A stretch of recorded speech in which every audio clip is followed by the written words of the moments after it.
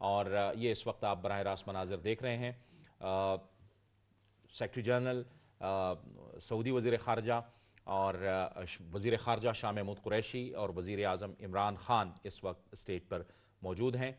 वज़ीर आज़म इमरान खान इस कॉन्फ्रेंस में OIC के इस गैर मामूली इजलास में पहुंच चुके हैं। नजम साहब जनाब, बस आगाज हुआ ही चाहता है और हमें तवक्कुआत बेहतर रखनी चाहिए। एक इसमें बड़ी बुनियादी चीज है, आधा मकसद तो आपका हल ऑलरेडी हो चुका है। अभी मेरे प्राइम मिनिस्टर ने बात शुरू नहीं की, दुनिया को पता लग गया है पाकिस्तान क्या है। The most beneficent, the most merciful. Prime Minister of Pakistan, all members of the Cabinet and Parliament of Pakistan, Your Royal Highnesses, Foreign Ministers, distinguished guests, ladies and gentlemen, Excellencies. As the host and chair, I hereby declare the 17th extraordinary session of the OIC Council of Ministers on humanitarian situation in Afghanistan open.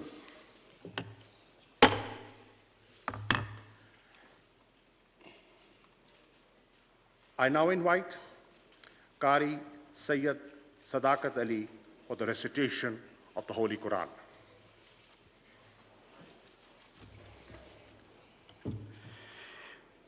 أعوذ بالله من الشيطان الرجيم.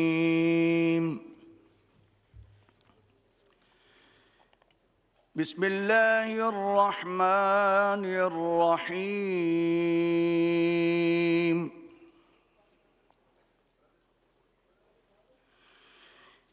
ليس البر أن تولوا وجوهكم قبل المشرق والمغرب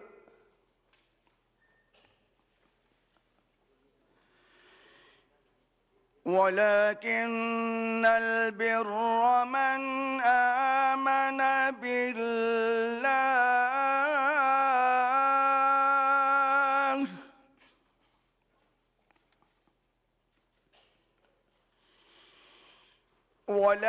ولكن البر من آمن بالله واليوم الآخر والملائكة والكتاب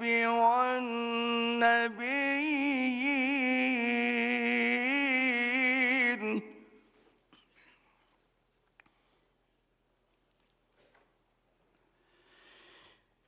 وآتى المال على حبه ذوي القربى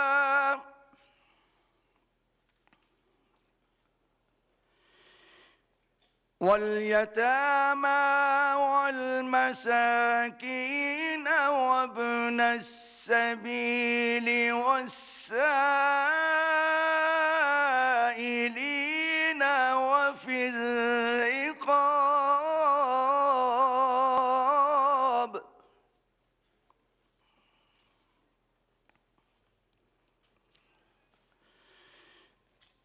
وأقام الصلاة وآتى الزكاة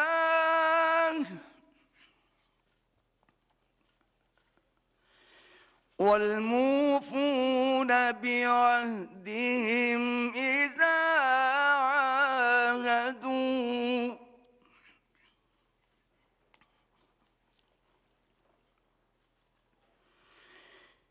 وأقام الصلاة وآتى الزكاة والموفون بعهدهم إذا عاهدوا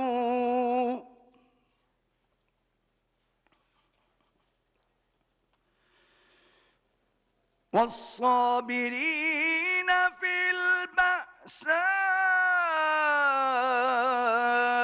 والضراء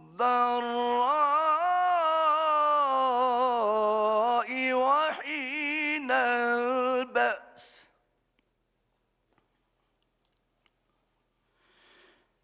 أولئك الذين صدقوا أولئك الذين صدقوا وأولئك هم المتقون صدق الله العظीम।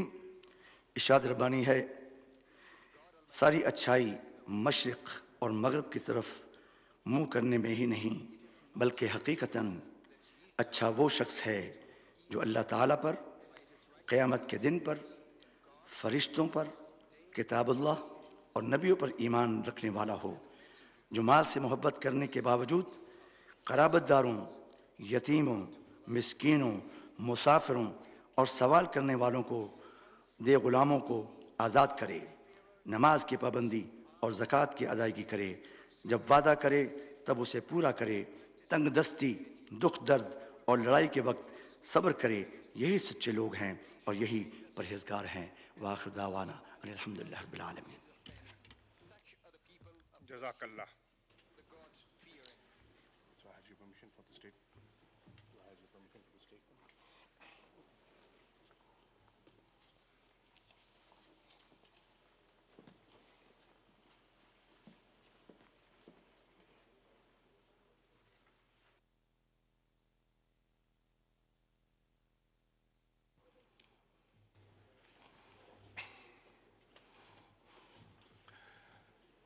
Bismillah ar-Rahman ar-Rahim. Excellency, Mr. Imran Khan, Prime Minister of the Islamic Republic of Pakistan, Excellency Hussein Brahim Taha, Secretary General OIC, distinguished foreign ministers, special guests, Excellencies, ladies and gentlemen, Assalamu alaikum. I welcome you all to Islamabad for this extraordinary session of the OIC Council of Foreign Ministers on the humanitarian situation in Afghanistan. Let me start by commending the Kingdom of Saudi Arabia, the OIC Summit Chair, for its leadership in convening this extraordinary session. I would like to warmly welcome Secretary General Taha amongst our family. This is his first foreign ministerial meeting after his appointment as the Secretary General. He and his team also deserve appreciation for their strong support and rapid mobilization of efforts for the conference arrangements.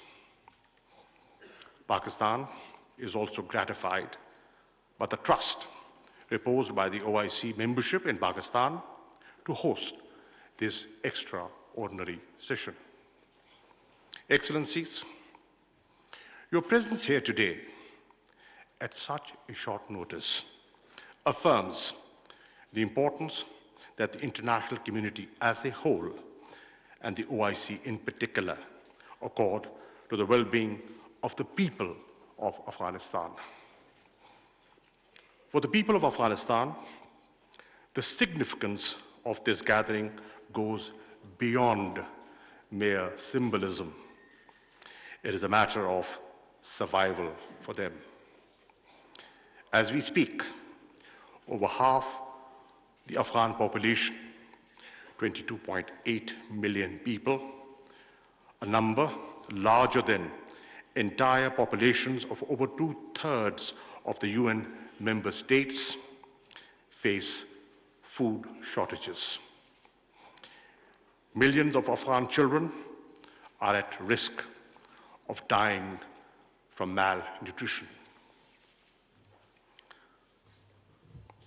This situation has been brought about to this pass by a multiplicity of factors. Prolonged drought, years of conflict, poor governance, and Afghanistan's excessive dependence on foreign aid. You would recall that Pakistan hosted the first extraordinary session of the Council of Foreign Ministers in Islamabad in January 1980. 41 years on, Pakistan is again obliged to host another extraordinary session to discuss the ongoing humanitarian crisis in the same country. It is unfortunate that the hardship and suffering of the Afghan people has not eased. The OIC, since the very beginning of Afghan crisis, has stood firmly by the people of Afghanistan. It has consistently supported the right of self-determination, of political and economic emancipation of the people of Palestine, and of the Kashmiris suffering under illegal occupation.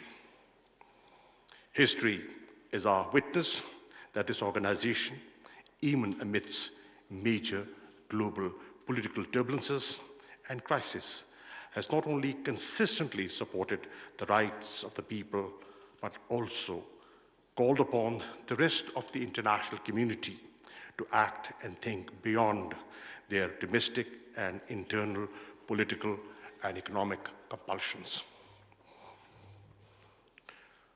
What we face today is no different than what this organization has witnessed repeatedly.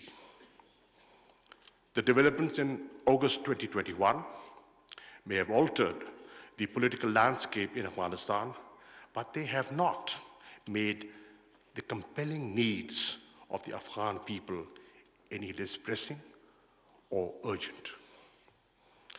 The World Food Programme has warned that Afghanistan could become the largest humanitarian crisis in the world.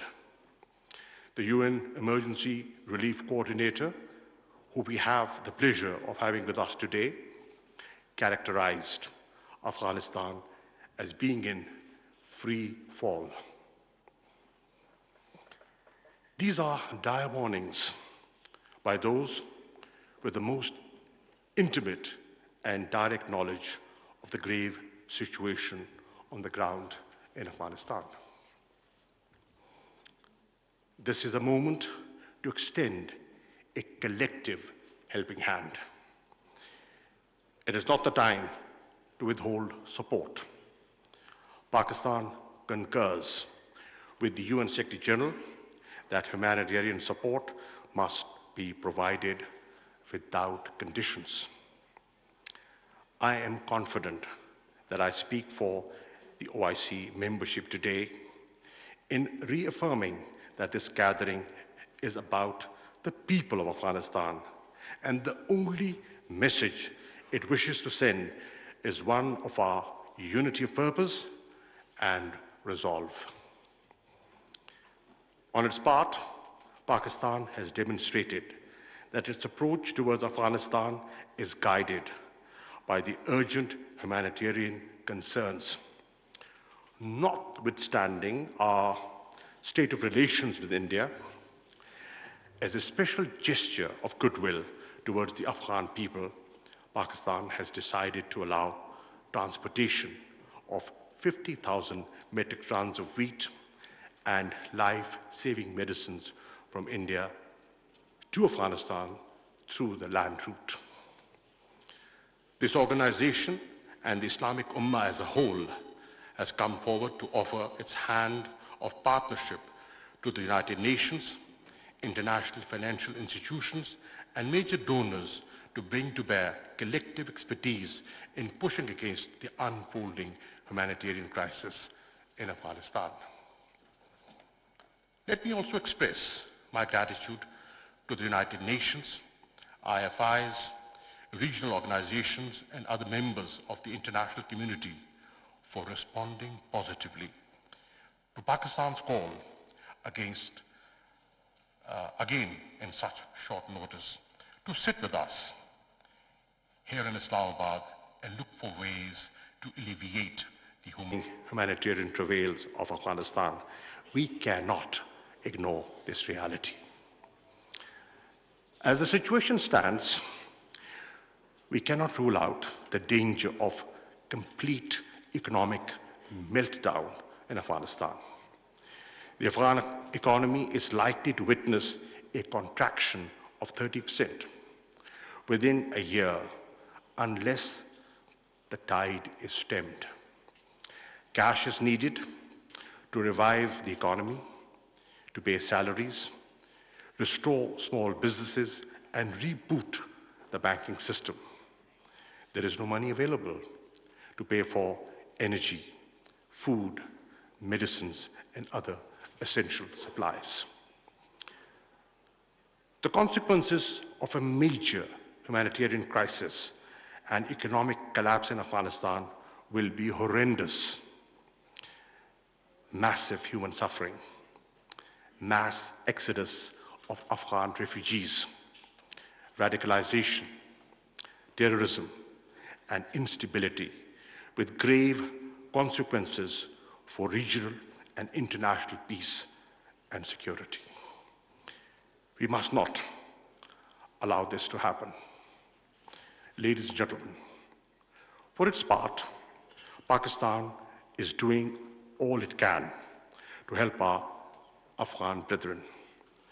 We have committed $30 million in assistance to Afghanistan, humanitarian assistance of around 1,700 metric tons of relief goods has already. Our efforts are inspired by an abiding vision of solidarity and goodwill for Afghans. No other country stands to gain more from peace in Afghanistan than Pakistan. A peaceful, stable, prosperous Afghanistan will offer a rich peace dividend for Afghanistan, Pakistan, and the entire region. Excellencies, this extraordinary session must usher in visible change and signal to the people of Afghanistan that we are united in helping them stabilize their economy and country. OIC can act as a catalyst and a conduit in this regard. I propose a 6-point framework for the OIC to lead. First, we could create a vehicle within the OIC to channel immediate and sustained humanitarian and financial support to the Afghan people, including from pledges by the OIC member states and other donors.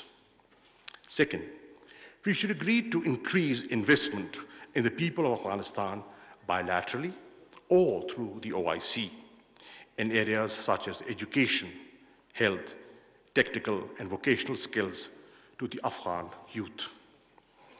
Third, a group of experts comprising the OIC, the United Nations, and the IFIs be established to consider ways and means to facilitate Afghanistan's access to legitimate banking services and to ease the serious liquidity challenge of the Afghan people. Fourth, we should focus on enhancing food security of the Afghan people. The Islamic Organization for Food Security can and must lead this effort. Fifth, invest in building capacity of Afghan institutions in countering terrorism and combating illicit trade in narcotics. Finally, engage with Afghan authorities to help meet the expectations of the international community, in particular regarding political and social inclusivity, respect for human rights, especially the rights of women and girls, and combating terrorism. Excellencies, an unprecedented opportunity to consolidate peace beacons. We must not repeat the mistakes of the past. today, we have before us a historic chance to turn the tide. The great poet, philosopher of the East, Allama Muhammad Iqbal, characterized Afghanistan as a pivot for peace, stability, and prosperity for the entire region. This extraordinary session offers us the platform to recommit ourselves to the vision of restoring Afghanistan as the beating heart of Asia. We must seize this historic opportunity. I thank you.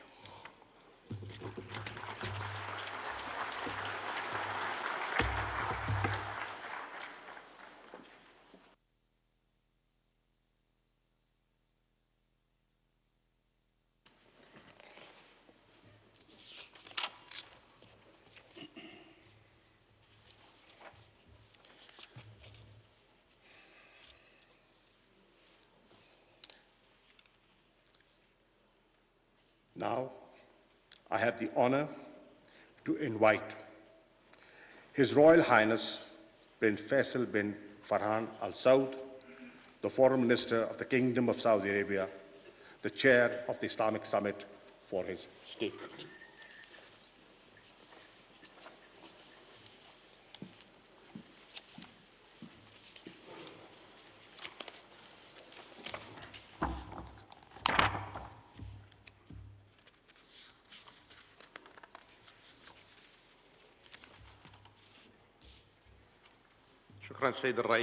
Thank you, Mr. Chairman. Bismillahirrahmanirrahim. God most gracious, most merciful, and peace and blessings be upon our noble Prophet and his king and companion, Your Excellency Mr. Imran Khan, Prime Minister of the Islamic Republic of Pakistan, His Excellency Muhammad Shah, Minister of Foreign Affairs of the Islamic Republic of Pakistan, Your Excellencies and Highnesses, the Honorable Ministers, Honorable Secretary General of the OIC, Honorable ladies and gentlemen, Honorable participants, Assalamu alaikum wa barakatuh.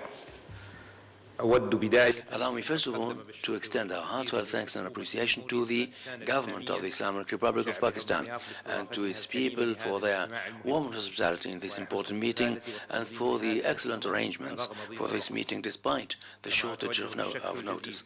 I wish also to express due thanks to the efforts of the Honorable Brothers from the General Secretariat and for the excellent arrangements from the General Secretariat. In this respect, I would like to congratulate His Excellency the Secretary General. He is taking his office at the head of the Honorable General Secretariat. Your Excellencies, the Kingdom of Saudi Arabia, based on its full commitment to joint action and as chair of the 4th Islamic Summit Conference has called for this 17th session of the extraordinary session in response to the hardships faced by the Afghani people, particularly with the approach of the winter season and the sufferings met by the children and old people that need urgent support and help, particularly with bearing in mind the economic difficulties that have caused not only a humanitarian crisis but can lead to further instability and impact both regional and international peace. Your Excellencies, we are committed to convene today under the umbrella of the OIC this long-time organization based on principled goals and objectives of the noble Islamic faith that involve peace, security, and extending help to the needy, middle-of-the-road action, and rejecting all kinds of manifestations of terrorism. Our joint action under the umbrella of the OIC, this OIC that represents 2/3 of the world community, represents action that is based on coordination for the benefit of peace and security and the peace of the world. Our meeting expresses our solidarity with the Afghani people and sends a message to the international community of the importance for immediate action to put an end to the degraded situation in Afghanistan. Your Excellencies and Highnesses, Mr. Chairman, the sufferings of the Afghani people have lasted for too long, and the Afghani people have faced instability and lack of peace, and we witness the action of the Afghani people to put an end to this tragedy, and this calls for communal action between all parties and rejection of all forms and manifestations of segregation and terrorism and extremism, bearing in mind the need to respect human rights and the rights of women as assured by the Islamic Sharia. The unity of the Islamic Afghani people is the proper way towards security and rejecting outside intervention. The Kingdom of Saudi Arabia aims to help towards the proper findings and outcomes of this meeting to extend urgent assistance to the Afghani people under the leadership of the organization and the help of the various international bodies and organizations, including the Islamic Solidarity Fund and the ISESCO and the initiative of food supplies assistance for the Afghani people and the various international financial institutions and international community to reach out to the Afghani people and alleviate their sufferings. Let our organization play a major role in this respect. The Kingdom urges the member states of the OIC and the members of the other international organizations to partake in extending the necessary humanitarian support to the Afghani people and to prevent the degradation of the economic situation in Afghanistan. The Kingdom has extended over the past decades support to various humanitarian works for the benefit of the Afghani people. Our help has extended 1 billion Saudi riyals, and we have held bridges and airlifted support food supplies to the Afghani people through the Center of King Salman for human support for the benefit of the Afghani people. Your Excellencies and Highnesses, Afghanistan stands today once again at the crossroads with a situation that could lead to chaos, that would adversely impact all concerned, both regionally and internationally. And this reflects the importance for us to put in further efforts through our Islamic action to overcome the difficulties and the responsibilities placed upon the shoulders of the international community to work together to achieve this support and further coordination and cooperation for the benefit of Afghanistan towards better future.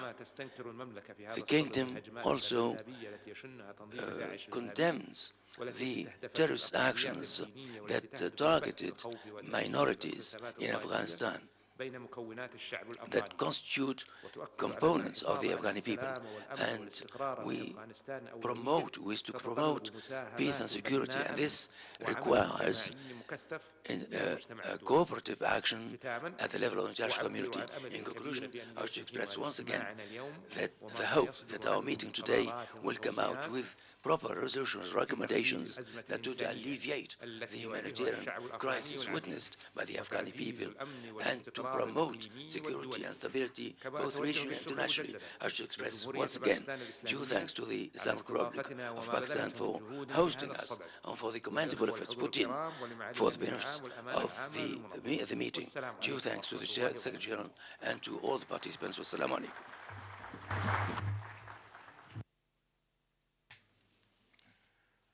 Thank you, my brother, for this very important statement of yours. I now request His Excellency Mr. Hussein Brahim Taha, Secretary General of the Organization of Islamic Cooperation, to deliver his statement.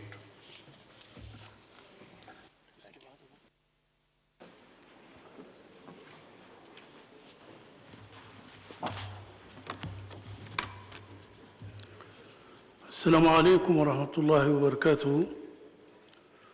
Honorable Premier Excellency Prime Minister of the Islamic Republic of Pakistan, Monsieur Mr. Imran Khan, Excellence Monsieur Excellency Mr. Shah Mahmoud Qureshi, Minister of Foreign Affairs of the Islamic Republic of Pakistan, Votre Altesse Prince His Highness Prince Faisal bin Farhan bin Abdullah, Minister of Foreign Affairs of the Kingdom of Saudi Arabia, Chair of the 14th Islamic Summit, Excellencies, representatives of the states and international organizations, distinguished audience. Assalamu alaikum. Tout d'abord, je viens de At the outset, I would like to thank all member states for electing me as the Secretary General of the Organization of Islamic Cooperation, and I avail myself of the opportunity to meet Your Excellencies, Your Highness, to assert that I am honored to serve our member states and the Muslim worldwide, Muslim community worldwide. I pray to Allah Almighty to help me undertake this responsibility, and I am sure that Your Excellencies will always support and guide my endeavors through your counsel and support in this regard. I express in this regard heartfelt appreciation and gratitude to the Kingdom of Saudi Arabia, the chair of the 14th session of the Islamic Summit, for calling for this so important meeting as part of the Kingdom's firm commitment to supporting Islamic solidarity and joint Islamic action. I also thank the government and people of the Islamic Republic of Pakistan for their most cordial welcome and generous hospitality to my daughter's person and to delegations participating in this meeting for the excellent arrangements to ensure that the aspired results may be achieved. By hosting this important event, Pakistan reaffirms its total commitment to the issues facing our wider Muslim community with a keen dedication to maintaining security and peace in the region. I would like also to express gratitude to you all, Excellencies, for attending this meeting and for taking the hardship to join us despite the travel complications related to the coronavirus with its new variant Omicron. This effort best expresses Islam's universal message of harmony and harmonious relations and solidarity. Honorable Prime Minister, we view this meeting as a very important event in support of the Afghan people. All the more so because the issue of Afghanistan has been high on the OIC's agenda for decades. The organization has always taken strong positions supportive of this member country. The OIC General Secretariat has been following the unfolding events in Afghanistan with great interest, being fully committed to the region's peace, security, stability and development. Based on its charter principles of promoting peace, and security, in which the principle of non-intervention in the member states' domestic affairs and respect for their strategic national choices, the General Secretariat calls for upholding sovereignty, unity and territorial integrity of Afghanistan. In this regard, the General Secretariat calls for all Afghan parties to work together in the best interest of the Afghan people. The call is also for all parties in Afghanistan to protect people's lives, refrain from violence, and work towards achieving the aspirations and stability of the Afghani people. The General Secretariat reaffirms its full support for reconciliation in Afghanistan, expressing hope that all parties will commit themselves to peaceful dialogue to resolve all differences. It also stresses the need to respect international and humanitarian law and observance of Islamic and universal human rights.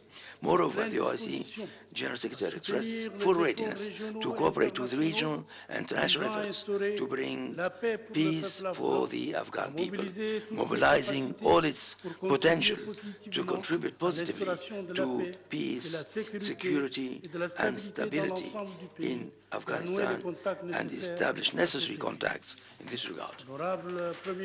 Honorable Prime Minister, the role of the OIC member states in delivering humanitarian assistance is more necessary than ever before because of the growing humanitarian challenges facing the Afghani people that the coronavirus pandemic has exacerbated. In this regard, we call for promoting the role of the OIC mission in Kabul with the necessary financial, human and logistical resources to fully deliver its full responsibility in supporting development in Afghanistan.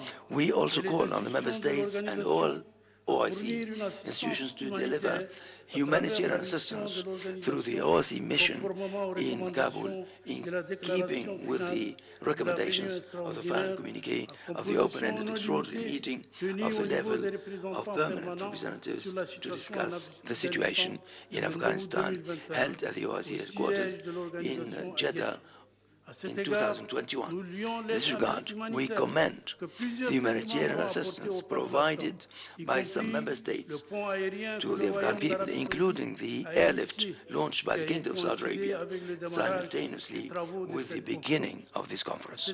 In this regard, we also call on all parties concerned in Afghanistan to cooperate fully with the OIC's mission in Kabul to create favorable conditions for civilian safety and security and enabling humanitarian institutions to provide relief to affected populations in Afghanistan.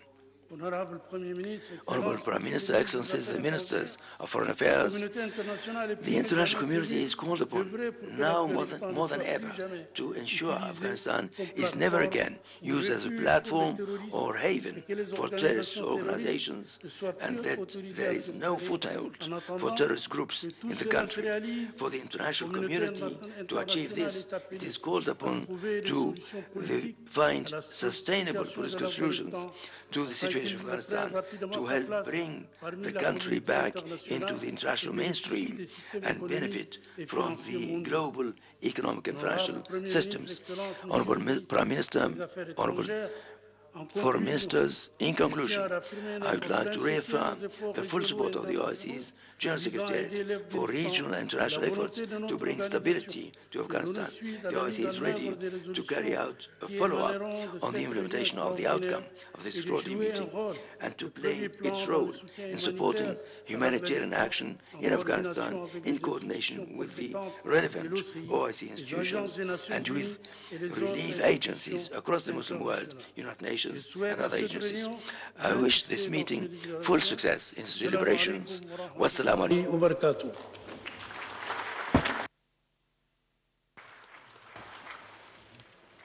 Thank you, Secretary General, for your kind remarks. I now request His Excellency Mr. Mevlut Çavuşoğlu, Foreign Minister of the Republic of Turkey, to deliver a statement. He will speak on behalf of the Asia Group of the OIC member states.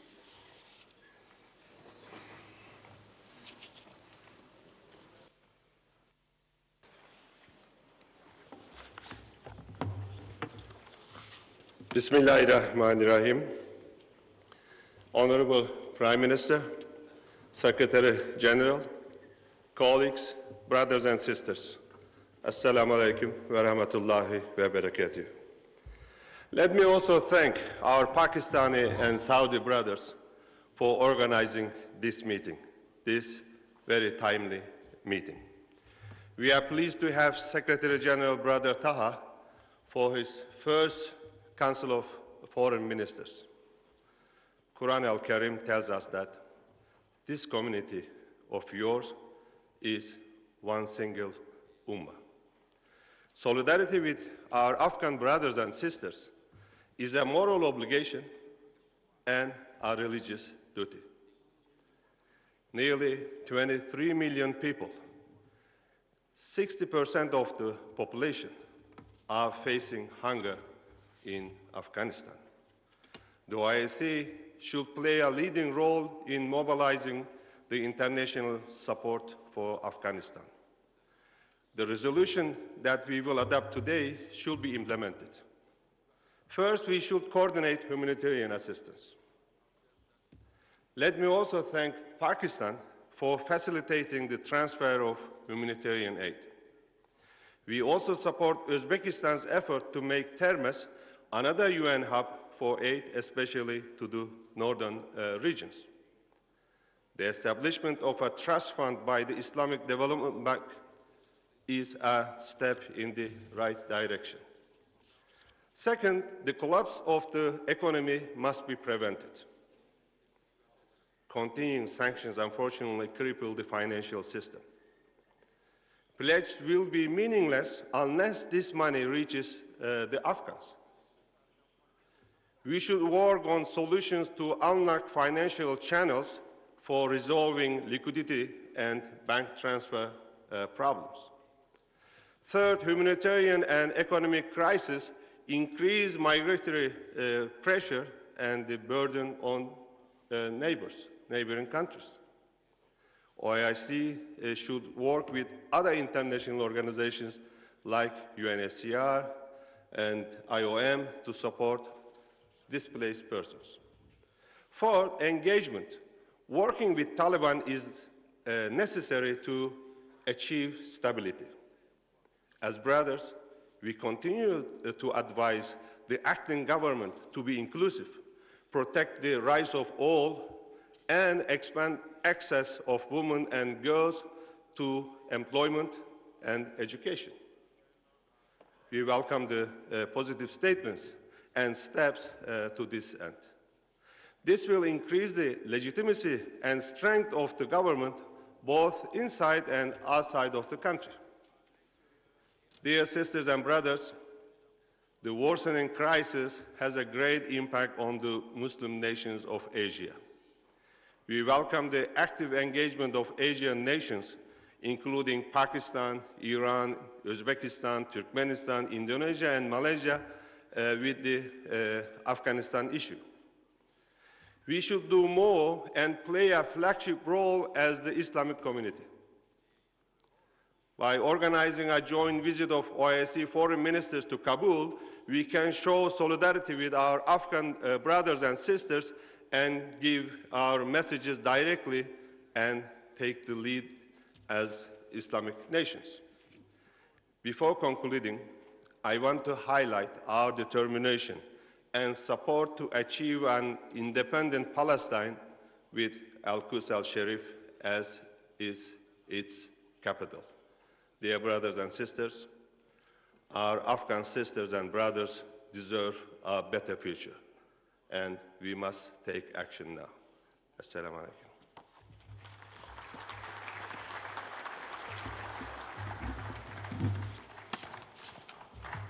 Thank you, Brother Bevlut, for your insightful remarks. I now request His Excellency Ayman Safti, the Foreign Minister of the Kingdom of Jordan, to deliver his statement. He will speak on behalf of the Arab group of the OIC member states.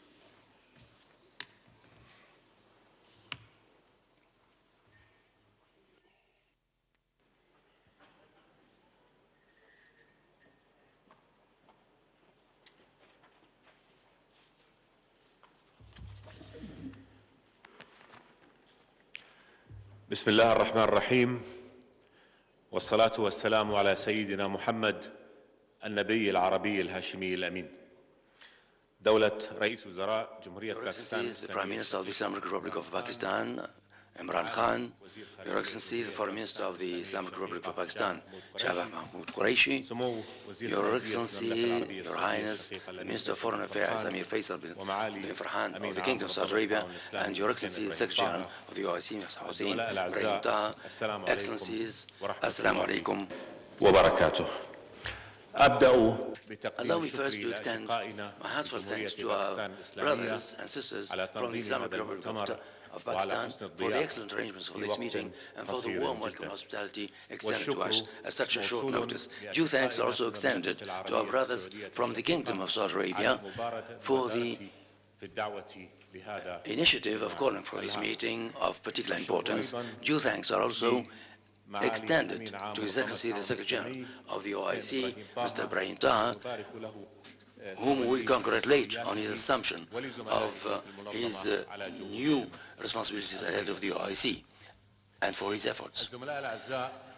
Your Excellencies and dear brothers, within the chaos that Afghanistan witnessed over the past years, obscurity spread all across the country and brought sufferings to the Afghani people, and the fees were paid by the Islamic Afghani people and by other Muslim people across the world. Today Afghanistan stands at a crossroads, either to further work and degrade and would be observant of the rights of the Afghani people to dignity in line with the principles and laws of the Islamic faith, enabling the Afghani people of all segments, men and women, to the right to education, to work, and other human rights, and for all who live in Afghanistan to have their full rights and to prevent any resurgence of terrorism and terrorists. Either, therefore, a catastrophe of chaos and obscurity, or the fruits of rebuilding and reconsolidation of our efforts in line with the principles of our noble faith for the benefit of peace, equality, and justice and tolerance. The choice is clear, and in our world, both Arab and Muslim, we need to work together to protect the sisterly Afghani people whose half population are witnessing great dangers. We have to take the initiatives and become effective and proactive in protecting our brothers and our planet against extremism and terrorism and crimes and obscurity. Distinguished brothers of mine, we have reached a state where we can only witness the right decision that calls for negotiation and reaching out to each other and to the international community with shared goals towards supporting Afghanistan to become, once again, an effective member of the international community. We, in our Islamic world, will be the most adversely affected of the situation in Afghanistan if you don't act in time, and we have, therefore, a duty to help the Afghani people. Therefore, and here I'm addressing and I'm talking about the initiative from the proposal from the Jordanian kingdom to set up a committee that would define, in coordination with our partners in the international community, to act for the protection of the Afghan people with the principle of observance of international agreements and principles of our faith and our organization. In between, I would like to pay tribute to the efforts of our organization that have agreed for extending urgent assistance, and the Kingdom has extended everything possible in terms of humanitarian assistance through the Hashemite Kingdom, and Jordan will remain fully in support of the Afghan people and supporting every kind of support to them.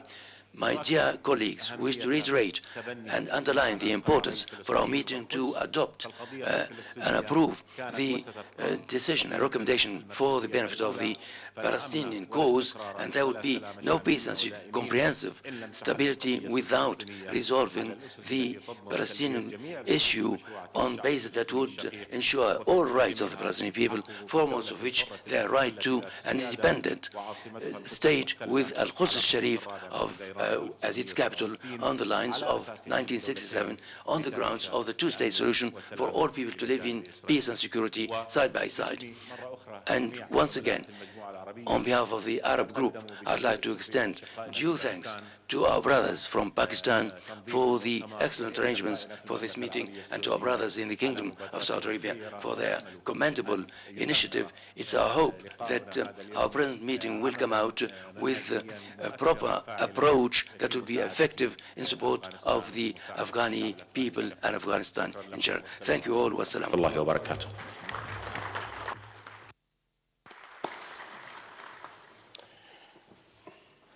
Thank you, Excellency, for your statement. I now request His Excellency Yusuf Mohammed, Foreign Minister of the Republic of Niger, to deliver his remarks. He will speak on behalf of the African Group of the OIC member states.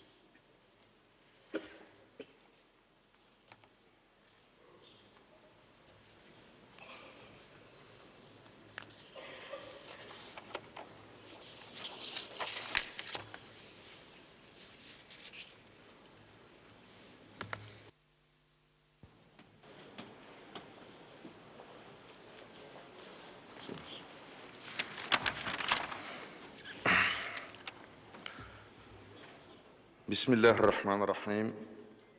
Son Excellence, Monsieur le Premier ministre de la République islamique du Pakistan, Altesse royale, Excellences, Mesdames et Messieurs les ministres, Monsieur le Secrétaire général de l'Organisation de la coopération islamique, Mesdames, Messieurs, Assalamu alaikum. Je voudrais tout d'abord remercier au nom du groupe africain les plus hautes autorités de la République sœur du Pakistan. I would like to congratulate and commend the government and people of Pakistan for hosting this extraordinary session despite the adverse effects of COVID-19, and I would like also to thank them for the hospitality accorded to us since we arrived in this beautiful capital city. Allow me, dear Excellencies, to express our heartfelt thanks and appreciation to the custodian of the two holy mosques, King Salman bin Abdulaziz Al Saud, for calling for the convening of this important meeting at this important historical juncture, and for his continuous support for our organization. We commend the good initiative taken by the Kingdom of Saudi Arabia for organizing this important meeting on the situation in Afghanistan. I would like also to thank all goodwill and all member states who are here and who have been working to solve the situation in Afghanistan through deliberations and consultations, bilateral and multilateral. we avail ourselves of this opportunity to express our heartfelt thanks and appreciation to the newly appointed OIC Secretary General. Ladies and gentlemen, our extraordinary session of the CFM addresses the existing situation in Afghanistan, and we have been following with concern the situation unfolding over the recent months. And the situation has led to very many multifaceted crises at various levels: economic, security, and humanitarian. And we have also noted through the reports of some international organizations such as the UN, as well as the World Food Programme, that more than 20 million will face a food crisis by the end of this year, and notably about 4 million children and women who cannot have the required resilience to withstand the acute severity of the winter season which is approaching.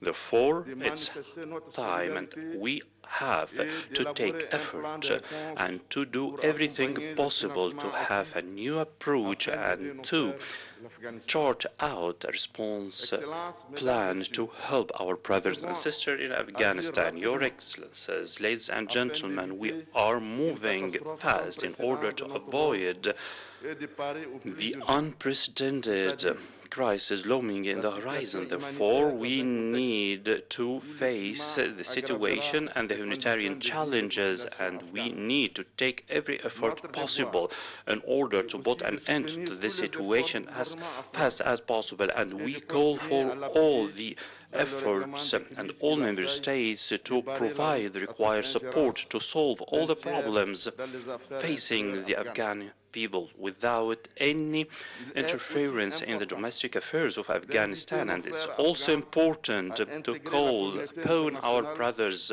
in Afghanistan to involve the international community in order to undertake their international commitments, and they also have to respect the rights of all segments of Afghani people according to the Islamic principles and tenets. Your Excellencies, ladies and gentlemen,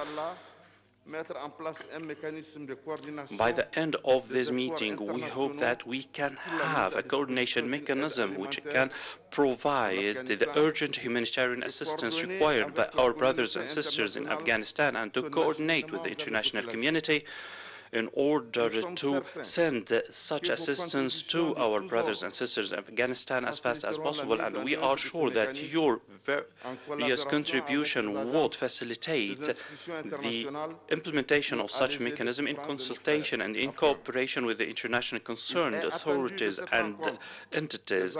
And I believe that this meeting will result in commitments and pledges in order to provide assistance to the Afghan people. On the other hand, the African group in the OIC has always been supporting, providing continuous support to the Afghan people. And on the other hand, we are also supporting the rights of the Palestinians, and we shall continue to provide our support and assistance to all the efforts geared to maintain the inalienable rights of Palestine. May the Muslim Ummah live, and may the solidarity among ourselves live. And Assalamu alaikum wa rahmatullahi wa barakatuh.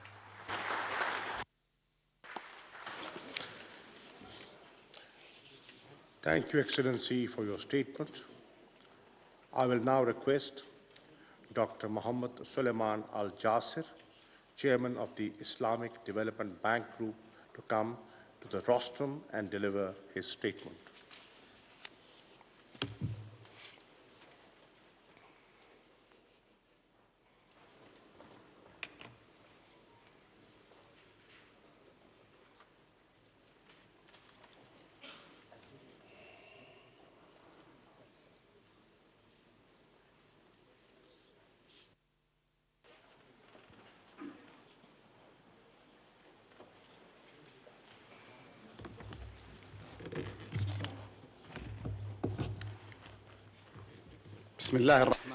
In the name of Allah, the Lord of mercy, the giver of mercy, and peace and blessings be upon his prophet, Prophet Muhammad and his kith and kin,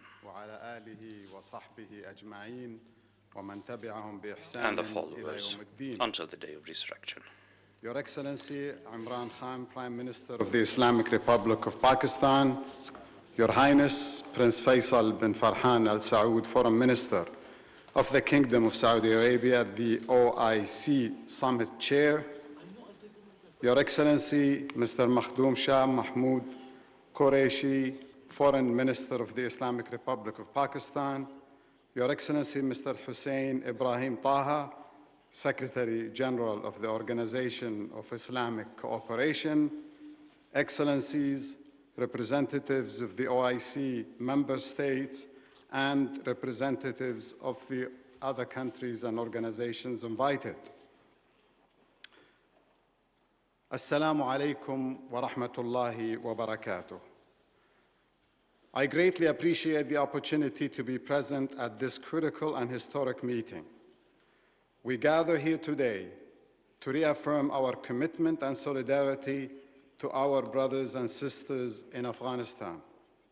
Given the gravity and complexity of the challenges in Afghanistan today, no single entity or institution can tackle them alone. The international community needs to collectively provide a holistic, practical, sustainable, and comprehensive solution, learning from the lessons of the past and leveraging the strengths of all stakeholders to address these daunting challenges. The immediate priority should be to urgently provide the core necessities, including food, shelter, clean water, child nutrition, healthcare services, education, and cash transfers, while taking appropriate mitigation measures to minimize potential leakages. Nevertheless, humanitarian response alone is not sufficient. There is a need for medium to long-term engagement to promote self-reliance and development beyond immediate humanitarian relief through reconstruction activities.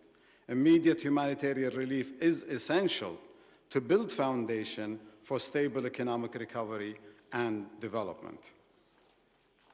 Distinguished delegates, ladies and gentlemen, around 76% of Afghanistan's population lives in rural areas and is involved in farming and agriculture. Consequently, the development of agriculture will be instrumental in addressing poverty reduction and promoting food security. In this regard, international and regional organizations may help promote food security by introducing climate-resilient crops and enhancing agricultural productivity.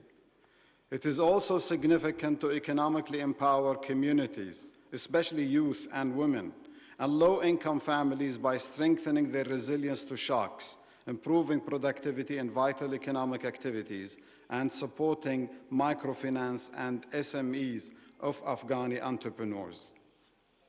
Ladies and gentlemen, since 1975, the Islamic Development Bank has established itself as a trustworthy AAA-rated multilateral development bank and South-South partner. For 46 years, it has built a proven track record of supporting its member countries' inclusive and sustainable socio-economic development. Acting upon the decades-long trust vested by its member countries, the Islamic Development Bank would be honored to accept proposed new mandate to manage the Afghanistan Humanitarian Trust Fund. We will rely on our solid and extensive expertise and experience in efficiently managing various trust funds, such as the Islamic Solidarity Fund for Development, Al-Aqsa Fund, Al-Quds Fund, Lives and Livelihoods Fund, and the Awqaf Properties and Investment Fund, APIF. We also had experience in managing the Aceh program in Indonesia, Cyclone Effect Management in Bangladesh, Endowment Fund for Children Education with UNICEF and King Salman Humanitarian and Relief Center, and Smart Education Initiative with Global Partnership for Education and the Arab Coordinating Group, in addition to working in many fragile and post-conflict contexts. Our work is valued by our trusted development partners such as the World Bank, Asian Development Bank, UN aid agencies, the Melinda and Bill Gates Foundation, the Saudi Fund for Development, Qatar Foundation, Abu Dhabi Fund for Development, and the UK's Foreign and Commonwealth Development Office, to name a few. The IDB, the Islamic Development Bank, may also provide the necessary platform for neighboring and regional countries to play a positive role in capacity development and technical assistance for institutional building by leveraging our unique reverse linkage mechanism for South-South cooperation. That could include also what was suggested by Mr. Qureshi for a group of experts from OIC, United Nations, and IFIs to address the issues of financial connectivity of Afghanistan. The Islamic Development Bank may also provide the necessary, leveraging its vast experience with the fragile states and exemplary credentials to manage such funds. The Islamic Development Bank is well positioned to act as the trustee and administrator of the proposed Afghanistan Humanitarian Trust Fund. We look for generous support from all countries, international, regional, and bilateral organizations, private sector, philanthropists, to announce their pledges to this fund.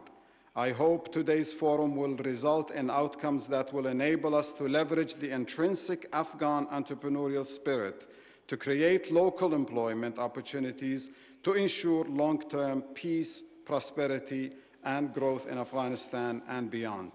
I reiterate my thanks and appreciation to the Kingdom of Saudi Arabia and the Organization of Islamic Cooperation for this well-timed initiative.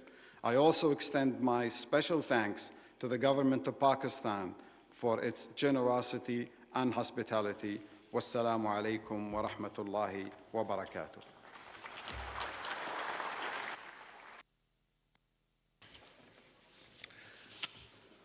I thank Chairman Dr. Muhammad Salman Al-Jasir for his remarks and contributions to our discussions.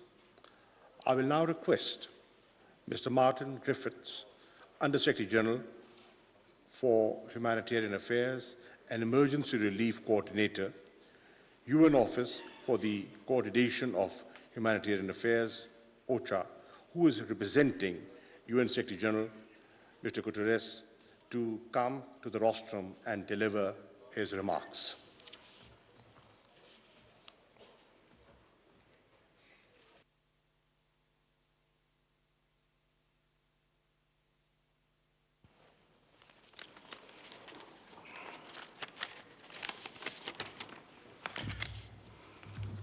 Thank you very much indeed. And Honourable Prime Minister, Excellencies, friends and colleagues, it's my privilege here to represent the Secretary General of the United Nations, who wishes he could also have been here, but the words that I will speak are his. As the Honourable Minister of Pakistan has already said, I have spoken elsewhere of the fact that Afghanistan's economy is now in free fall, and that if we don't act decisively and with compassion, I fear that this fall will pull down the entire population with it. 23 million people are already facing hunger. Health facilities are overflowing with malnourished children. Some 70% of teachers are not getting paid, and millions of children, Afghanistan's future, are out of school. The value of the Afghani currency is plummeting. Trade is damaged by the lack of confidence in the financial sector, as we have heard, and the space for borrowing and investment has constricted dramatically. So the need for liquidity and stabilization of the banking system, again, as we have heard from a number of speakers, is now urgent, not only to save the lives of the Afghan people, but also to enable humanitarian organizations to respond and operate effectively. I welcome the decision by the World Bank's Afghanistan Reconstruction Trust Fund to transfer $280 million by the end of December to UNICEF and the World Food Programme. This step should be followed by reprogramming of the whole fund to support the people of Afghanistan this winter. Families simply do not have the cash for everyday transactions, while prices for key commodities continue to rise. The cost of wheat and fuel are up by around 40%, and food now accounts for more than 80% of average household expenditure. Basic social services that all Afghans depend on are collapsing as international development support, upon which the country has depended for so long, has frozen up. By the middle of next year, as estimated by UNDP, universal poverty may reach 97% of the population of Afghanistan. That could be the next grim milestone. Within a year, 30% of Afghanistan's GDP could be lost altogether, could be, while male unemployment may double to 29%. The Organization of Islamic Cooperation is coming today together to express the willingness, as we have heard, to help avert this disaster and to contribute to the humanitarian endeavor. And I am here to say, Excellencies, that the United Nations stands firmly with you and your efforts and your plans, and both of us in solidarity with the people of Afghanistan. Next year, the United Nations will seek funding for the largest ever appeal for humanitarian assistance for a country, an annual appeal of about $4.5 billion to help the most vulnerable in Afghanistan with life-saving assistance. But our plan is a stopgap measure for over 21 million people who need that assistance. Of course, it must be funded as a matter of priority. But the crisis is huge.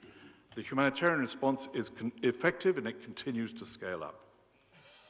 And thanks to generous donor support, the Afghanistan response plan for 2021 was fully funded, a unique achievement in these years. But going forward, we need more than this.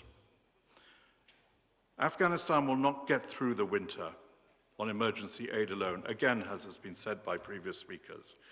We also need flexible donor funding that can be used to ensure salaries for public sector workers and support to basic services such as health, education, electricity, livelihoods, to allow the people of Afghanistan some chance to get through this winter and some encouragement to remain home with their families.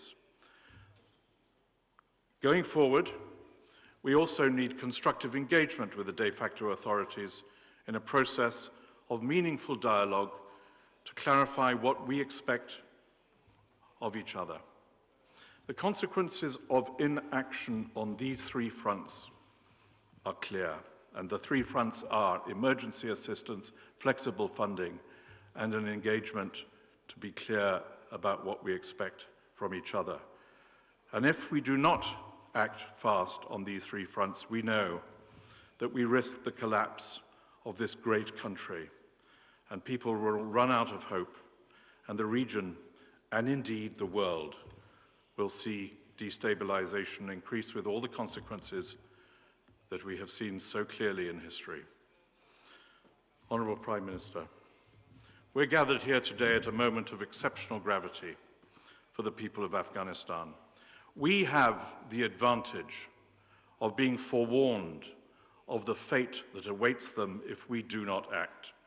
We have the responsibility, because we are forewarned, knowing that if we do not act with urgency and with a collective will, there will be a terrible reckoning. We have that chance. We have that opportunity given to us also by those who convened this important international meeting. We cannot fail to do what is right and what we know is possible. Thank you.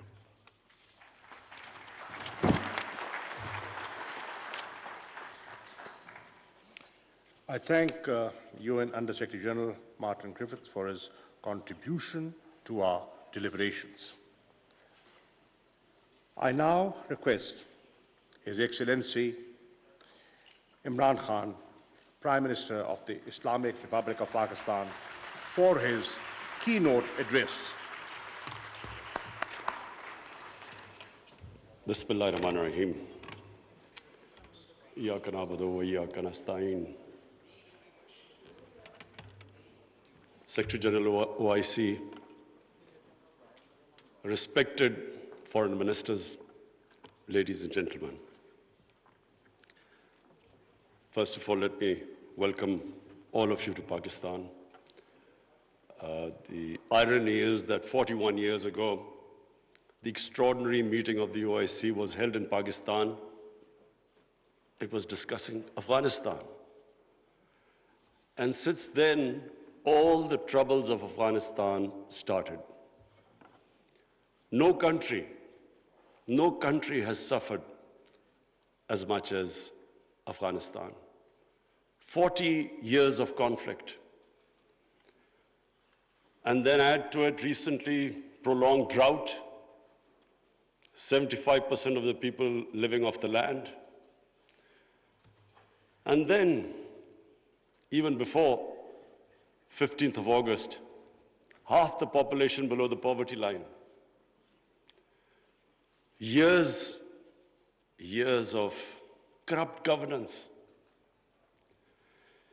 75% of the budget supported by foreign aid.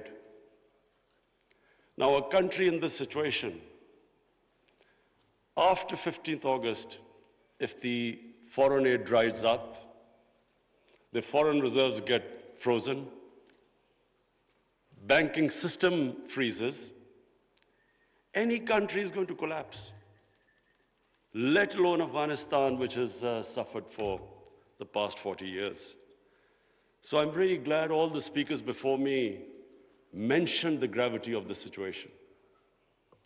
Especially I would like to point out what Michael Griffith, Under-Secretary of the United Nations Secretary General, what he had to say, the figures he gave.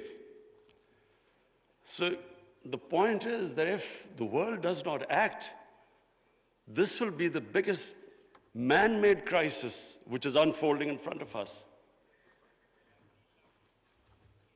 We, the OIC, it's a big responsibility on us, because not only is it the situation in Afghanistan as it unfolds, but it's a religious duty to help them. And I must say that we have to, and I speak to the United States specifically, they must de-link the Taliban government from the 40 million Afghan citizens. Even if they have, they've been in conflict with Taliban for 20 years. But this is a question of the people of Afghanistan. 40 million human beings. And that's why it is very important that action is taken immediately. Already we are late. The Afghan winter, everyone knows, is extremely severe. And these preconditions the Taliban have to, unless they have an inclusive government, human rights, women's rights, do not allow terrorism from the soil. Unless these preconditions are met, the humanitarian aid will not flow, and their foreign reserves won't be, they won't be allowed to have them, or the banking system won't function, won't be allowed to function. This is very important. That first of all, the one time I met the Taliban foreign minister, he categorically said that they wanted to comply with these three conditions. Now the point is, we must understand that when we talk about human rights, every society is different. Every society's idea of human rights and women's rights are different. I just give you an example of to the rural culture. Kabul, culture in Kabul was always different to rural areas. Just like in Peshawar, it is completely different, the culture, to the district adjoining the Afghanistan border. So I give you an example. We give stipends to the child's parents to put the girls into school. But in our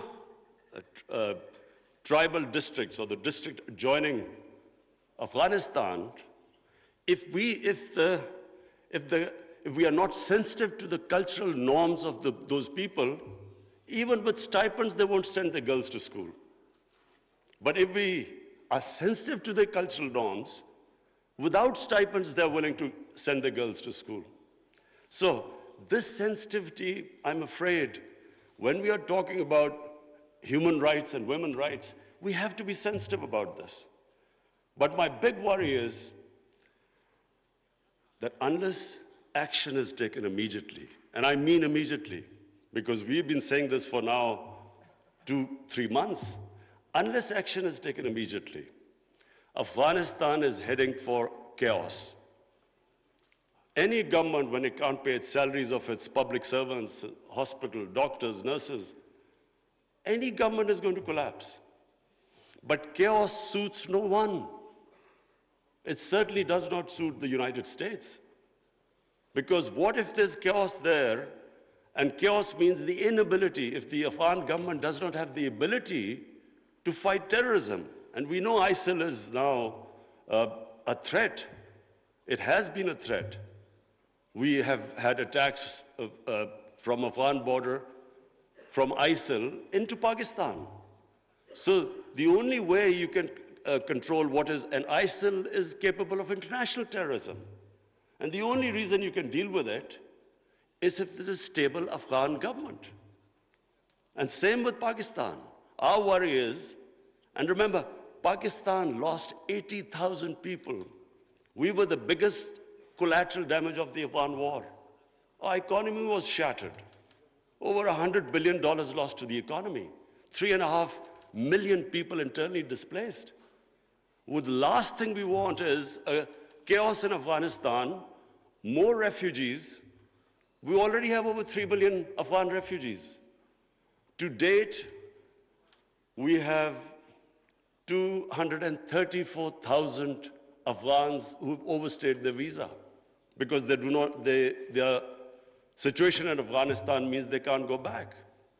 And remember, this is a country, like most developing countries, who are suffering from the fallout of the coronavirus. COVID-19, we're all suffering from the impact it has had on world economies.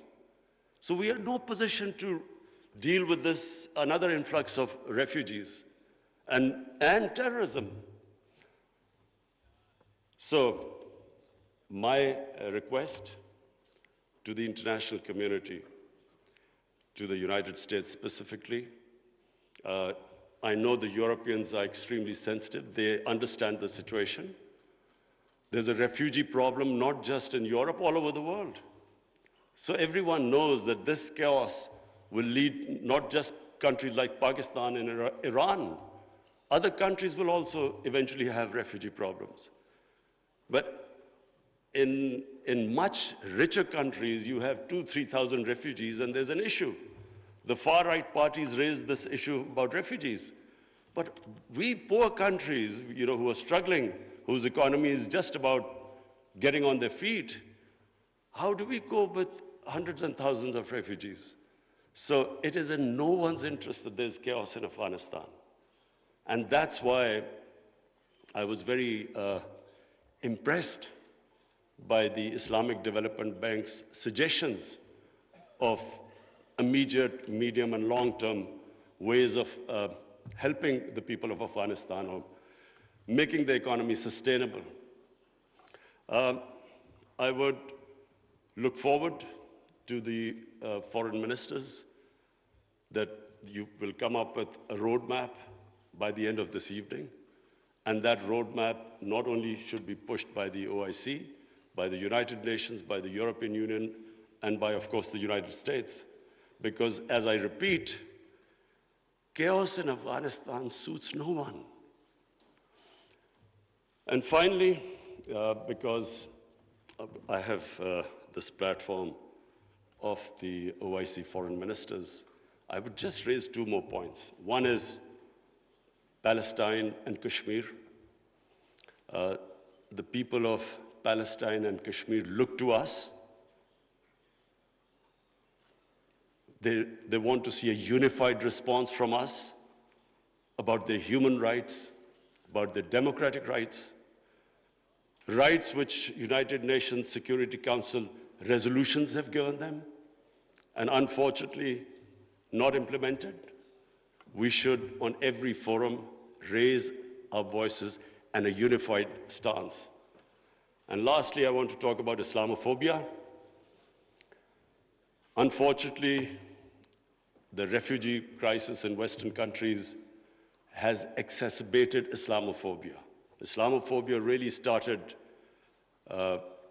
reaching a dangerous levels after 9/11, when terrorism and Islam were connected, when terms like radical Islam came. They connected somehow. Islam was responsible for terrorism and radicalization. So this connection has made life difficult for people living in Western countries, Muslims living in Western countries. The man in the street in the West cannot distinguish between what is a moderate Muslim and what is a radical Muslim. So you have stuff like in New Zealand, a man walks into a mosque and shoots 50 people. It's because this term, radical Islam, Islamic terrorism, they have to be delinked. And secondly, the reason for Islamophobia is people in the West do not understand when our Prophet Muhammad sallallahu alaihi wasallam is mocked or ridiculed or insulted. They can't understand the reaction amongst the Muslims because their attitude to religion is different to ours. So it's very important for the OIC to play its part in explaining to the Western world on forums like European Union, United Nations, their think tanks, making them understand. Rather than this gap growing between Muslims and non-Muslims because of inability to understand Islam, it is our responsibility in the OIC that we make them understand. We have in Pakistan formed an authority. It's called Rahmatul Alameen Authority. The purpose is to have top Pakistani scholars in this authority who coordinate with Muslim scholars all over the world. And one of the objectives of this Rahmatul Alameen Authority is that there should be a considered intellectual response when things like a cartoon appears insulting our Holy Prophet, peace be upon him. There should be a proper response from scholars to make them understand why Muslims react, that the love and reverence we have for our Holy Prophet, peace be upon him, because they don't understand this. And secondly, to make them understand that our Holy Prophet was called Rahmatul Alameen. He was to bring mercy for mankind. He was not called Rahmatul Muslimeen. He was not just for Muslims. Just like our God, Allah, is God of all human beings. So, our Prophet united human beings. His whole message was of love. But this is not, the people in the West do not understand this. There is so much propaganda against Islam. And unfortunately, we do not have a coherent and an intellectual, scholarly response to this. So one objective of this authority is to, in coordination with all the Muslim scholars, we will respond, and we would like the OIC Secretary General also to know about this response. We will consult you. And whenever anything happens, there should be a proper response to that. But secondly, it's also for my own country, because we feel that we can raise the morality and the ethics of our society by making people understand the seerat of the Prophet, his teachings, to raise the ethical standards in our country, and at the same time unite our people. Because unfortunately, religion is used by elements in our society to divide people, spread hatred. The whole idea is to unite human beings under the teachings of our Prophet. So finally, I again welcome all of you. I hope we have a very productive session this afternoon, and then we come up with a very coherent a strategy, which I said immediate, medium-term and long-term, how to get Afghanistan out of this crisis. Thank you.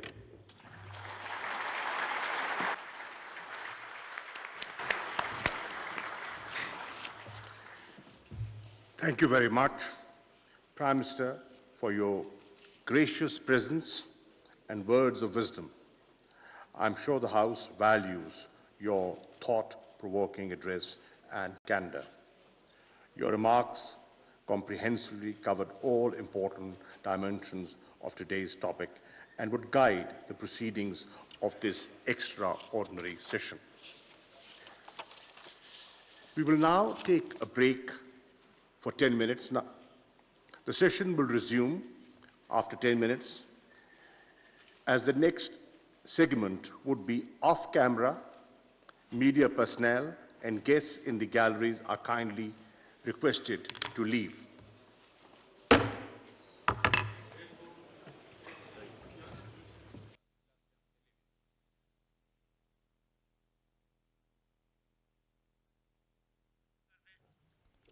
इस वक्त आप live मनाज़र देख रहे हैं। ये Pakistan parliament से वज़ीर-ए-आज़म पाकिस्तान जनाब इमरान खान साहब जो हैं अपना की नोट एड्रेस इस इफ्तिताही जो इजलास है organisation of Islamic conference Islamic cooperation OIC का 74th एक्सेप्शनल इमरजेंसी इजलास है ये अफ़गानिस्तान पर।